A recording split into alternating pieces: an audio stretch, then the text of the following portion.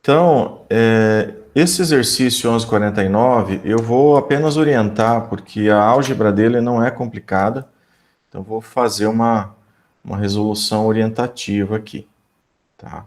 Então, nós vamos pegar aqui ele e vamos trabalhar aqui com...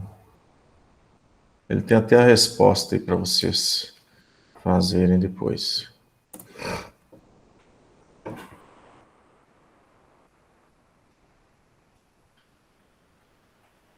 Ok.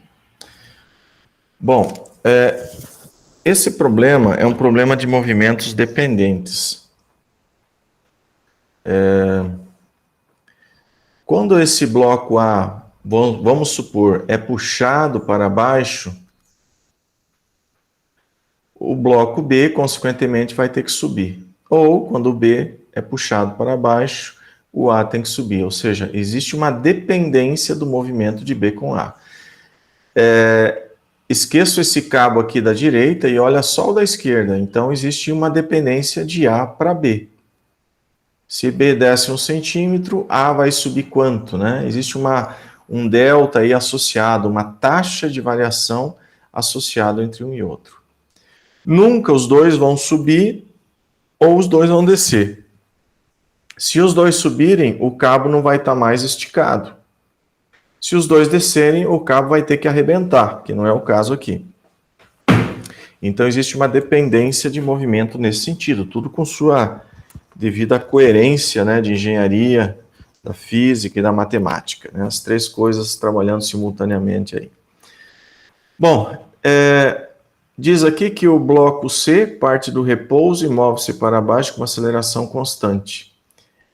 Tá? Então, ele vai sair do zero e vai descer com aceleração constante, sabendo que depois de 12 segundos, a velocidade do bloco A é de 456. Então, ele está dando algumas informações aqui a respeito do bloco C e do bloco A. Tá? Bloco C e bloco A.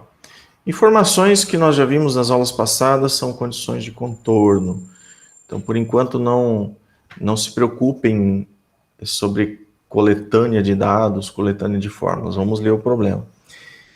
O item A pede as acelerações de A, B e C. Item B pede a velocidade e a mudança da posição do bloco B depois de 8 segundos. Bom, para saber a velocidade e a mudança do B depois de 8 segundos, eu preciso saber o comportamento do movimento dele. Para mim saber as acelerações de A, B e C, eu preciso conhecer como que elas se relacionam aqui nesse sistema. Isso aqui é um sistema dependente, né? E quem é o elo de ligação aqui? É o elo que liga o C com B e o B com A, né? Veja que eles têm uma ligação, é o cabo.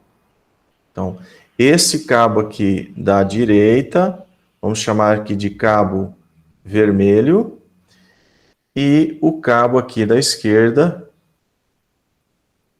vamos chamar aqui de... Opa, aqui é cabo verde, não vai dar certo. Cabo amarelo, então, vamos chamar aqui de cabo amarelo. Nosso cabo... Não, também não vai dar. Cabo preto mesmo. CP é o nosso cabo da direita. Então, são dois cabos, são duas relações que vocês têm que levantar. Duas dependências. O cabo da direita, o cabo vermelho, ele apresenta uma dependência entre a posição de C e a posição de B. Então, vamos aqui, vamos tomar o referencial lá de cima, não necessariamente precisa ser lá em cima, o nosso referencial, tá? A gente toma por conveniência. E o B também, vamos pegar o referencial lá de cima por conveniência. Tá? Então, você fica aqui com o nosso chamado XC e o nosso chamado XB. E aonde que está a ligação entre o cabo e as posições dos objetos? A ligação está no comprimento do cabo. Então, para o cabo vermelho, digamos que você fosse fazer um levantamento do comprimento do cabo. Porque é a partir de comprimentos que nós chegamos a taxas de variação no tempo, Aí aplicamos de novo o diferencial no tempo, chegamos à taxa de variação da velocidade, chegamos à aceleração. Então eu preciso primeiro ter a equação base de posição, né? Com a equação base de posição eu vou para a velocidade e vou para a aceleração. Então, a relação aqui é o comprimento do cabo. Então, o L do cabo vermelho, vou colocar L vermelho, é o quê?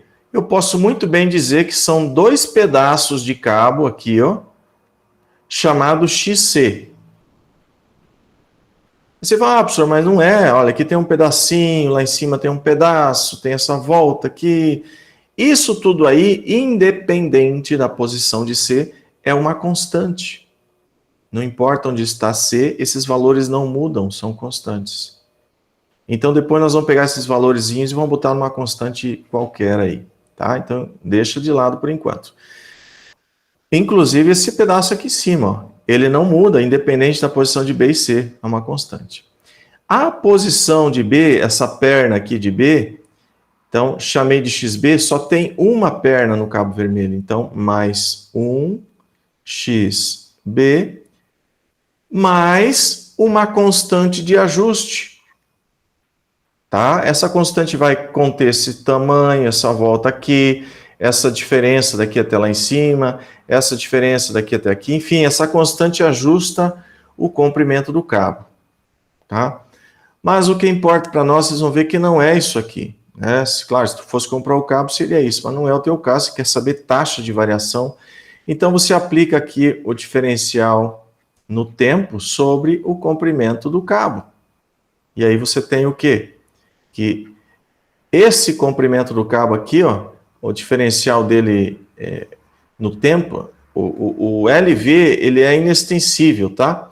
Então, o diferencial do LV no tempo é zero.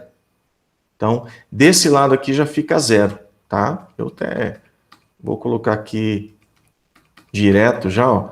Diferencial do LV é zero, ele não muda, é um fio inextensível. Muitos problemas trazem que ele é inextensível, esse aqui não trouxe. A derivada de 2xc vai ser 2vc, porque vai dar 2dx dt, então dá 2vc, mais a derivada de xb, 2vb, mais zero daquela constante. Então, nós já achamos aqui uma primeira relação importante na nossa resolução do problema. Tá? Isso utilizando apenas a relação do cabo vermelho. Achamos uma relação entre a velocidade de C e a velocidade de B. Mas podemos ainda aplicar a nossa taxa no tempo. Aplicamos uma vez, né? Aplicamos uma vez, chegamos aqui. Agora vamos aplicar a segunda vez. Nós vamos chegar de novo aqui, zero, né? 2AC mais AB. Então, tá aí. Vocês têm agora mais uma relaçãozinha para acelerações nesse caso, tá? Agora vamos para outro cabo, porque nós vamos precisar, veja que eles estão falando aqui dos três blocos, não é só de C e B, não, é o A também. Então, nós precisamos também a relação nesse cabo preto, que vai relacionar o bloco B e o bloco A. Tentando ser um pouco breve aqui, ó. Então, vamos mudar aqui a cor. Tá? Ó, aqui nós temos o nosso posição de A. Podia pegar onde essa posição de B? Podia pegar aqui? Podia pegar aqui em qualquer lugar. Convenientemente, a gente escolhe no centro de massa, tá? Então, não tem nenhum segredo nessa escolha, não. A gente que escolhe onde quer. Inclusive, tem problemas que pedem, por exemplo, para você pegar um ponto D. Ó. Olha aqui, ó, o ponto D marcado, é um outro problema. Você foca nesse ponto D e imagina que seja um bloco aqui se movendo para cima e para baixo. Né? Então, procurem se desvincular dessas teias aí, né? Essas coisas que nos deixam, às vezes, meio engessado, né? XB. Agora, esse cabo preto, vamos calcular o comprimento dele, colocando nesse cálculo do comprimento esses XA e XC. Então, cabo preto, eu vou ter o comprimento do cabo preto igual.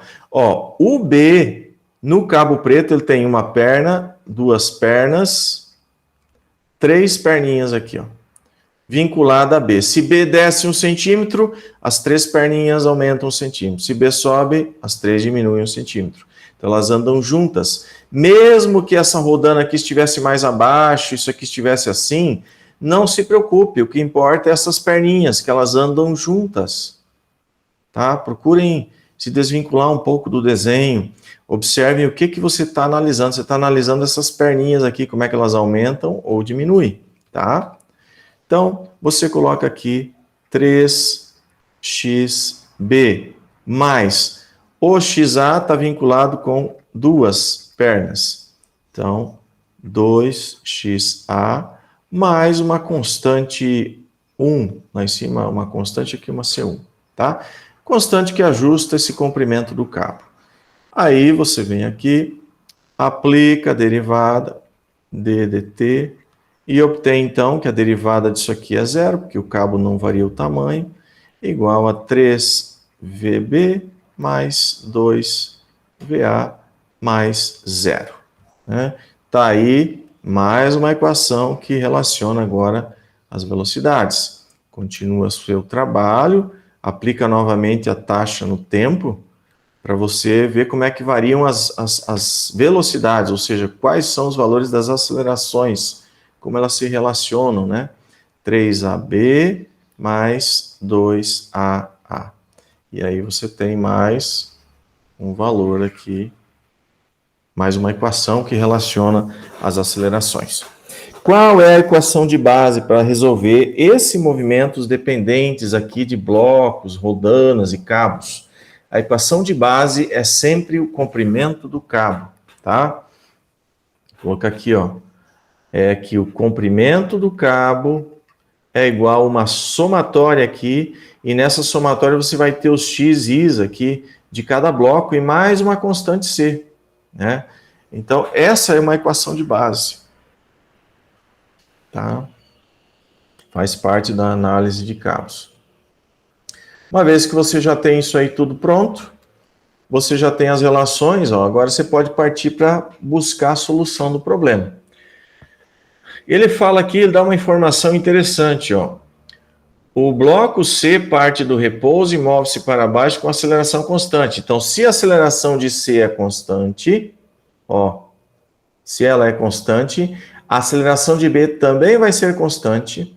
Se a aceleração de B é constante, a aceleração de A também é constante. Todas são constantes. E ele diz ainda que depois de 12 segundos a velocidade do bloco A é de 456. Então, ó, agora começa a usar as condições de contorno, né? Condição de contorno 1, quando está tudo paradinho, qual que é? Velocidades, quaisquer velocidades é nula.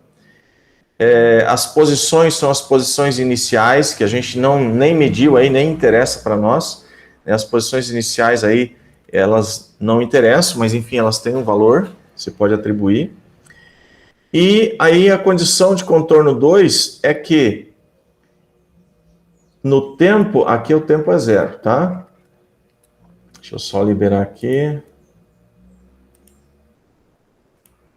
No tempo 12 segundos, o que que nós temos? A velocidade de A é 456. 456 milímetro por segundo. Como aqui está tudo em milímetro, né? Não tem mais nenhuma unidade para misturar em segundo, vamos deixar milímetro por segundo mesmo, tá? Bom, com esse valor de VA, percebam que já você consegue calcular, vamos usar o verdinho claro, você consegue calcular, ó, se tu tem VA, você consegue calcular VB, com VB, você consegue calcular VC. Então, isso é batata, tranquilo, né? Agora, a aceleração. Bom, está dizendo que ele parte do repouso e após 12 segundos chega nessa velocidade. Então, a aceleração de A, você consegue calcular aqui, ó. A aceleração de A é o ΔV sobre o ΔT. ΔV você tem, partiu de 0 a 456, ΔT você tem que é 12. Então, daqui você consegue, vou pôr em vermelho agora, calcular a aceleração de A. Aí você vem nessa equação, você tem a aceleração de A, calcula a aceleração de B. Vem na equação aqui, você tem a aceleração de B, calcula a aceleração de C. Então, matou o item A, você resolveu, você localizou seus valores procurados. E assim vai. O item B é simples, ó, a velocidade e a mudança de posição do bloco B depois de 8 segundos. Uma vez que você tem a aceleração de B, vou pegar magenta agora. Agora, isso aqui era o item A, né? Vamos pôr aqui em vermelho. O item A. O item B. Agora, não é mais aqui em 12. Você tem aqui a condição de contorno 3. Fala ali que é em 8 segundos. E ele pede o quê? A velocidade de B e a mudança de posição de B. Então, vamos chamar aqui de delta x B para esse tempo aqui. Bom, se você tem a velocidade inicial de B, tá? Que ele partiu do zero, tem a velocidade final de B, você tem a aceleração de B. Então, tu tem o x0, tu tem o x0 não, v0, né? Tu tem o v0, tu tem... não é igual. Tu tem o v0, tu tem o vb, que você já localizou aqui em cima, né? E tu tem aqui o tempo, né? Com isso, e mais aceleração ainda, esqueci da aceleração, você já tem aceleração de B.